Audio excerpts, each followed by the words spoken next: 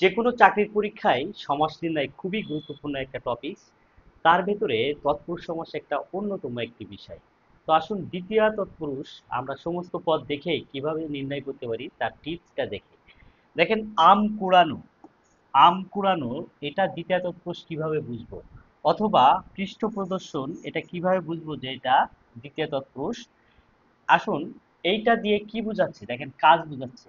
যদি সমস্ত পদ দিয়ে কাজ বোঝায়, আম কুড়ানো একটা কাজ, তাহলে কাজ যদি বোঝায় তাহলে দ্বিতীয় তৎপুরুষ। পৃষ্ঠ প্রদর্শন মানে বইয়ের পৃষ্ঠা খুলে দেখানো, এটাকে পৃষ্ঠ প্রদর্শন বলে, এটা দিয়েও কিন্তু কাজ বোঝাচ্ছে, তাহলে এটাও কিন্তু দ্বিতীয় তৎপুরুষ।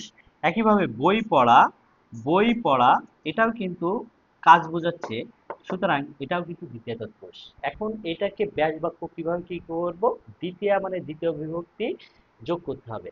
তাহলে বই পড়া দ্বিতীয় বিভক্তি কে অথবা রে, কে রে, তাহলে বই পড়া বইকে পড়া, এটা কি হবে বইকে পড়া, বই পড়া। অনুরূপভাবে আম কুড়ানো এটা কি হবে আমকে কুড়ানো। হলুদ, এরপরে দেখেন হলুদ বাটা, হলুদ বাটাও কিন্তু কাজ বোঝাচ্ছে, তাই হলুদকে বাটা, হলুদ বাটা। পৃষ্ঠ প্রদর্শন, পৃষ্ঠকে প্রদর্শন। তাহলে জাস্ট মাঝখানে আপনি একটা কে বসিয়ে দিবেন, তাহলে এটা ব্যাস বাক্য নির্ণয় হয়ে যাবে।